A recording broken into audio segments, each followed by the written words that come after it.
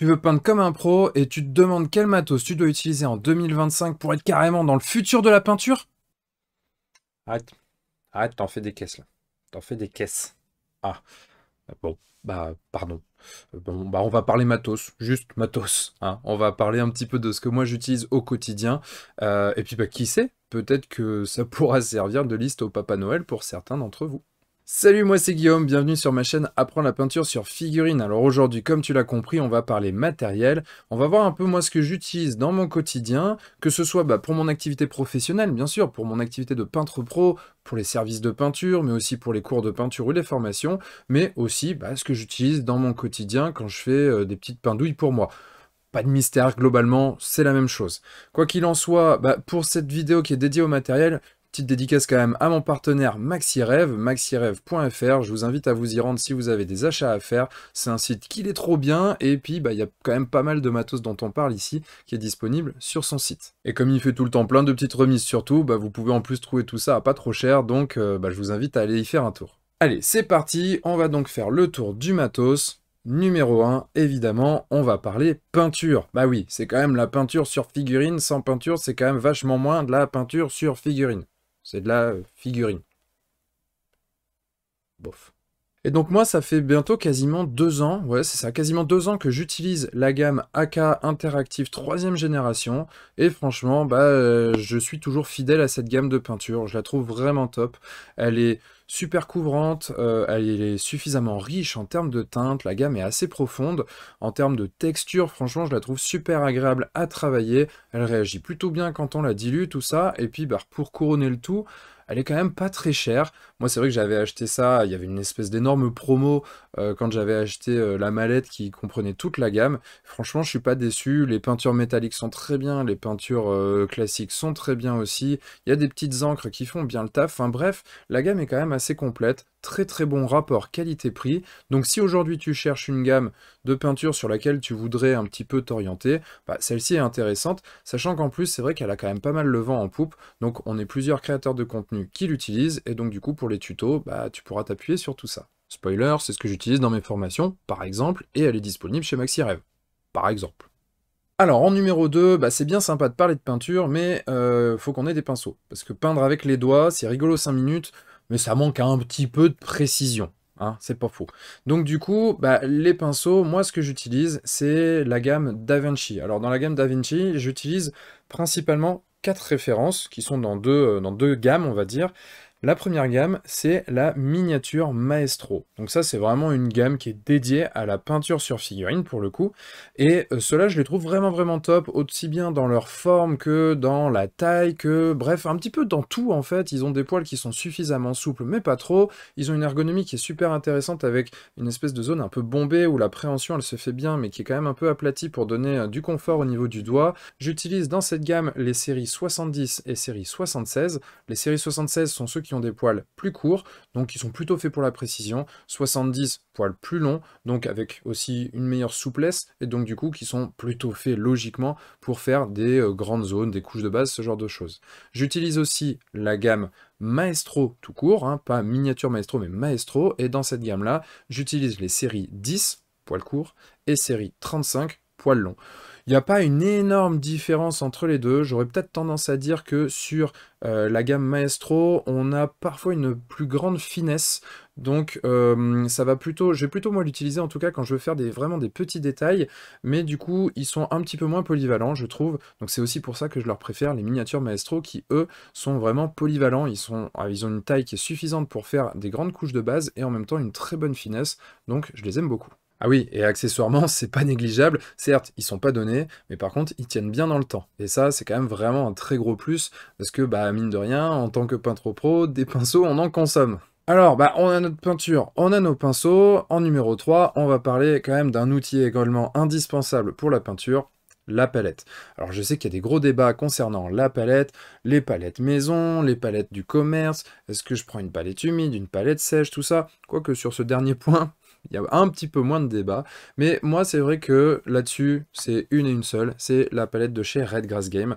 Pour le coup, je la trouve vraiment au top. Et je peux vous dire que moi, des palettes, j'en ai vu passer beaucoup, parce que bah, quand j'ai les élèves qui viennent prendre des cours à la maison, bah, chacun a sa palette en fait. Donc il va y en avoir qui auront des palettes sèches, d'autres qui vont avoir des palettes faites maison, d'autres qui vont avoir la palette de chez Green Stuff World, de chez AK, de chez Army Painter. Bref, il y en a quand même pas mal des palettes, ou même des trucs achetés sur Amazon par exemple. Bah franchement, j'en ai vu passer beaucoup, et il n'y en a aucune qui m'a convaincu autant que celle de chez Redgrass. Et quand je dis celle de chez Redgrass, je mets un S à celle, parce qu'elles sont toutes très bien. Il y a juste une différence de taille qui va dépendre un petit peu, bah, on va dire, de votre rythme de peinture. Franchement, si vous avez un gros rythme, que vous peignez beaucoup, la grande, elle est vraiment idéale. Bien sûr, il faut un petit peu plus d'espace. Si à l'inverse, bah, vous n'avez pas trop de place et que vous cherchez un format plus compact, la plus petite est très très bien aussi. Franchement, ce qui fait la différence, ça va être le joint qui est tout le long du couvercle, qui fait que la peinture se conserve beaucoup mieux, ça conserve mieux l'humidité. Il va y avoir aussi la mousse qui est plus épaisse, plus dense, mais qui capte mieux l'eau. Enfin bref, celle-ci, c'est vraiment la meilleure. S'il y a un élément, c'est celui-là. La mousse de chez Redgrass, pour moi, elle fait vraiment une énorme différence. Et même leurs feuilles, ils vont avoir les feuilles qui seront à usage unique ou celles qui sont réutilisables. Et les deux sont vraiment au top. Moi, personnellement, j'ai tendance à plutôt utiliser les réutilisables pour des raisons plutôt bah voilà, écolo, histoire de jeter moins de papier. Quoi qu'il en soit, pour toutes ces raisons, pour moi, si je ne devais garder qu'une seule palette humide, ce serait celle de chez Redgrass Game. Et alors, comme on parle de Redgrass Game, bah on va continuer tout de suite sur le quatrième point avec la poignée, parce que j'utilise également la poignée de chez eux. Pareil, j'en ai vu pas mal. Pour moi, celle de chez Redgrass, c'est vraiment l'idéal, parce qu'elle permet de tout faire. Il y a des têtes qui sont plus grandes, il y a les têtes qui sont interchangeables, il y a des têtes plus petites, il y a des bouchons de liège, et même en termes d'ergonomie, elle est incroyablement bien sculptée, elle est bien modelée, elle s'adapte très très bien, la prise en main est excellente, la pâte tient juste ce qu'il faut, pas trop, mais pas non plus pas assez, ce qui fait qu'on peut carrément mettre les figurines la tête en bas, ça pose pas de problème. Alors bien évidemment, si on peint des figurines en métal, on va plutôt avoir tendance à les tiger et à les mettre sur les bouchons de liège, histoire que ça tombe pas, mais quoi qu'il en soit, moi, c'est encore une fois chez Redgrass pour cette partie-là, la poignée, c'est à mon sens ce qui se fait de mieux en ce moment sur le marché. Donc si par hasard vous n'avez pas de poignée et que vous en commandez une au Papa Noël, allez voir du côté de chez Redgrass. Alors, partons faire un tour du côté des aérographes pour ce cinquième point. Là, pour le coup, encore une fois, fidélité oblige, je suis chez Harder Steenbeck. Je dis fidélité, bien sûr, si ça ne me convenait pas, je ne serais plus chez eux. Et en fait, depuis que je l'ai acheté, bah, j'ai absolument pas de problème à l'utilisation de cet aérographe. Bien évidemment, il y a des moments où il va un petit peu moins bien marcher, mais c'est très souvent parce que je ne l'ai pas suffisamment bien nettoyé. Il commence aussi à se faire un petit peu vieux, donc parfois il faut changer une pièce ou deux, ce qui est tout à fait normal. Mais justement, quand on parle de Harder Steenbeck, on sait que c'est une marque qui, bah, du coup, met à disposition des pièces détachées. Elles sont faciles à trouver, et donc du coup, ça c'est un vrai point positif, parce que quand on achète des petits aérographes pas chers, il suffit qu'une pièce claque, et bah, on n'a pas forcément de quoi la changer, on est obligé de racheter tout l'aérographe. Quoi qu'il en soit, le mien, c'est le Harder Steenbeck Evolution, et pour le coup, je suis super satisfait. Quand je l'avais acheté, je l'avais pris avec la double version, c'est-à-dire il avait une aiguille de 0,4, une aiguille de 0,2. Après, par contre, pas d'autre option, c'est pas la version alu, c'est pas la version avec le Fine Pressure Control ou ce genre de choses. Pas de tout ça, juste la version de base qui me va très très bien, surtout pour ce que j'en fais. Donc du coup, bah, ça va un petit peu dépendre de votre utilité, mais moi celui-là me convient vraiment. Et si toutefois vous souhaitez quelque chose d'un petit peu moins cher, ils ont aussi des entrées de gamme qui apparemment, et là je mets des guillemets, je n'ai jamais testé, qui sont très bien dans la gamme Harder Steenbeck, c'est les Ultra, et il y a aussi la gamme du dessus avec les Infinity, qui pour le coup sont un peu plus chers. Bref, du côté de chez Harder Steenbeck, pour moi c'est une valeur assez sûre. Pour ce sixième point, restons pas très loin de l'aérographe avec la sous-couche. Alors oui, moi j'utilise l'aérographe pour faire ma sous-couche. L'avantage de la sous-couche que je vais vous conseiller, c'est qu'elle est aussi applicable au pinceau. Je dis pas que c'est forcément l'utilité que je conseille, parce que pour moi la sous-couche au pinceau c'est un peu plus complexe, dans le sens où ça a tendance à être un peu plus épais, c'est beaucoup plus long, et c'est aussi un peu moins économique, parce que du coup on met des couches qui justement sont plus épaisses. Donc on consomme plus de sous-couches. Moi, celle que j'utilise, c'est celle de chez Green Stuff World, qui est la Matte Surface Donc la Matte Surface Primer Black, qui est une très très bonne sous-couche selon moi. Elle est très fine, elle est super adhérente, franchement, j'ai pas de souci par rapport à ça. et elle est surtout très mate. Et ça, c'est hyper intéressant parce que du coup, quand on a sous-couché la figurine, on n'a pas une figurine qui brille dans tous les sens. Et moi, cet effet boule à facettes, une fois qu'on a sous-couché, ça a tendance à m'embêter. Donc je préfère avoir justement ce côté très mat, qui en plus, soit dit en passant, bah, si c'est mat, ça veut dire que c'est micro-granuleux, et donc que du coup, ça va mieux accrocher la peinture a priori. Mais c'est vrai que c'est beaucoup plus économique. Typiquement, la version de chez Green Stuff World, en 240 ml, c'est dans les 10 € à peu près, alors que la bombe de sous-couche de chez Citadel, pour citer ceux qui sont les plus connus, ça c'est plutôt dans les alentours de 15 €. Alors on peut se dire, ok, d'un côté Green Stuff World 240 ml, de l'autre côté Citadel 400 ml, donc c'est quand même pas le même prix. Oui, mais le problème c'est qu'avec une bombe de sous-couche, on en perd énormément. Franchement, on en perd beaucoup, et donc du coup, au final, on se retrouve avec quelque chose de beaucoup plus économique du côté de la sous-couche, notamment quand elle est passée à l'aérographe, quand il s'agit de celle de chez Green Stuff World. En 7e point, on va parler de socle et plus précisément de pâte texturante. Moi, j'utilise pour faire mes socles très souvent la pâte texturante FX Diorama Earth Texture de chez Valero, puisque bah, tout simplement, elle est super intéressante pour faire plein de textures différentes. Alors bien évidemment de la terre en premier lieu. Elle a une texture qui est fine, elle s'étale bien, elle sèche relativement vite. Si on veut modeler un petit peu la texture, on peut même rajouter des petits graviers de différentes granulométries, et comme ça, du coup, ils adhèrent, hein, en séchant, ils adhèrent dans la pâte. Donc vraiment, c'est quelque chose de super intéressant. Le pot est en plus assez gros, c'est, je pense, relativement économique. Moi, là, avec le pot que je suis loin de l'avoir fini, pardon. Et il se conserve, pour l'instant, en tout cas, je trouve très bien. Là où j'ai pu avoir quelques soucis par le passé sur d'autres références de ce genre, mais là, ici, je vois que la texture ne sèche pas, et ça, c'est quand même super intéressant, parce que pour le coup, c'est le genre de choses, une fois que c'est sec dans le pot, on n'en fait plus rien du tout. Donc là, l'avantage, voilà, c'est ça, c'est cette finesse, elle est facile à étaler, elle donne quelque chose qui est super réaliste, super intéressant. Une fois qu'on a fait cette base-là, on peut dessus ajouter des petites branches, de la végétation, des mini-feuilles, ce genre de choses, pour obtenir quelque chose qui ressemble à une forêt. On peut simplement rajouter de l'herbe statique ou des touffes d'herbe pour avoir quelque chose qui ressemble plus à une plaine ou à une toundra, ce genre de choses.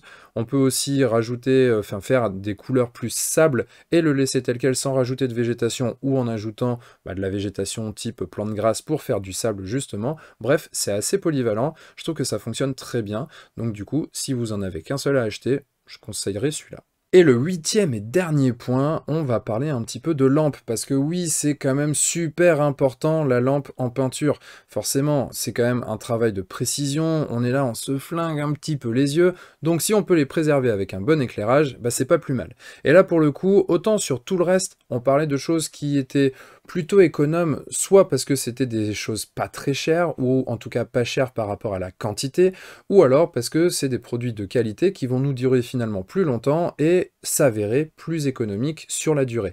Là, en effet, on n'est pas trop dans ce style-là, puisque les deux lampes que j'utilise, moi, ce sont celles de chez Redgrass Game avec la R9 et ensuite la BenQ 8, qui sont, donc 8 WIT, pas le chiffre, qui sont deux très bonnes lampes. Franchement, elles font vraiment super bien le taf, elles éclairent très bien, elles ont en plus un réglage en termes d'intensité, elles peuvent s'orienter un peu dans tous les sens, elles ont une lumière qui est très bonne en termes de température, même si on peut d'ailleurs ajuster cette température sur la BenQ. Elles s'attachent super bien et prennent pas forcément beaucoup de place sur le plan de travail. Elles ont une largeur d'éclairage qui est hyper intéressante aussi, et donc du coup c'est pour ça que moi j'utilise les deux. J'en prends une pour moi, peu importe laquelle, et l'autre pour mes élèves quand ils viennent peindre à la maison, et donc du coup ça me fait deux super lampes qui sont vraiment hyper intéressantes, que j'utilise d'ailleurs aussi quand je veux faire mes photos pour essayer d'avoir le meilleur rendu couleur possible sur les photos que je prends de mes peintures.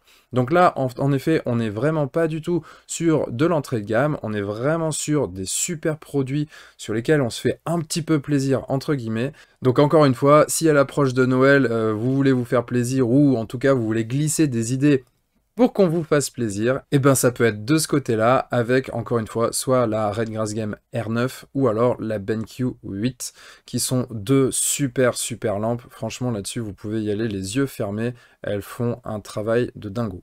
Alors voilà les copains, on a déjà fait le tour de ce que j'utilise principalement, et en fait je voulais aussi justement raccourcir cette liste, pas en enlevant des choses que j'utilise souvent sans les mentionner, mais simplement pour montrer qu'il n'y a pas tant de choses que ça que j'utilise vraiment au quotidien. Alors oui, il y a d'autres peintures que je vais utiliser. Par exemple, si je veux avoir une peinture un peu différente, je peux utiliser les Speed Paint de chez Army Painter, qui sont, à mon sens, parmi les meilleurs dans la gamme des peintures contrastantes. Ce genre de choses, oui, je les utilise, mais pas si souvent que ça, et donc du coup, c'est pour ça que ça fait pas vraiment partie des éléments qui sont mentionnés. Là, je parle vraiment de ce que j'utilise au quotidien. Alors après, il y a d'autres éléments que je vais utiliser au quotidien. Par exemple, quand il s'agit de faire du montage, ici, je vais utiliser principalement la pince coupante de chez Redgrass, un couteau de précision qui est pour le coup une version assez standard qu'on retrouve dans tous les magasins d'art. Et en termes de colle, je vais utiliser par exemple la Ciano de chez Colle 21, soit la Instant, soit la Fast, qui sont deux colles qui sèchent très très rapidement et qui pour moi font un taf de dingo. Maintenant, voilà, encore une fois, c'est pas vraiment ce que j'utilise au quotidien du quotidien, puisque le montage c'est un peu moins souvent que je le fais. Quoi qu'il en soit, avec ça, vous avez quand même une grosse partie de mon matos, en tout cas matos de peinture. Alors voilà les copains, c'est fini pour cette vidéo, j'espère qu'elle vous aura plu. D'ailleurs, il y aura une sorte de suite entre guillemets de cette vidéo, c'est pas vraiment une suite mais plutôt une autre approche où je vais faire une liste de quels sont les cadeaux qu'on peut faire à des wargamers ou à des peintres sur figurines. Et là où cette vidéo, elle est plutôt faite pour vous, pour savoir ce que moi j'utilise et peut-être du coup vous donner des idées pour acheter en fonction de ça, l'autre vidéo, elle sera plutôt faite pour être partagée notamment à vos proches pour que potentiellement, on sait jamais, au pied du sapin se retrouve un petit bon pour une formation ou du matos de peinture ou en tout cas quelque chose qui vous fera plaisir. Donc ça on verra dans la prochaine vidéo. En attendant, j'espère que celle-ci elle vous aura plu. Si c'est le cas, n'hésitez pas à mettre un petit like, à la partager, à vous abonner à la chaîne bien sûr pour pas louper les prochaines vidéos. Vous pouvez aussi télécharger là dans la description le petit guide du débutant en peinture sur figurine qui est gratuit et qui vous inscrit en plus à la newsletter. Et bien sûr, je vous invite toujours à vous rendre sur le blog Apprendre la peinture sur figurine. Il y a pas mal d'articles qui sont toujours super intéressants à parcourir. Donc voilà, on a fait le tour. Sur ce, moi, il me reste plus qu'à vous souhaiter une très très bonne soirée. Je vous dis à demain pour la prochaine vidéo, puisqu'on est toujours dans ce challenge, une vidéo par jour. Et d'ici là, n'oubliez pas de mettre des couleurs dans votre vie. Ciao!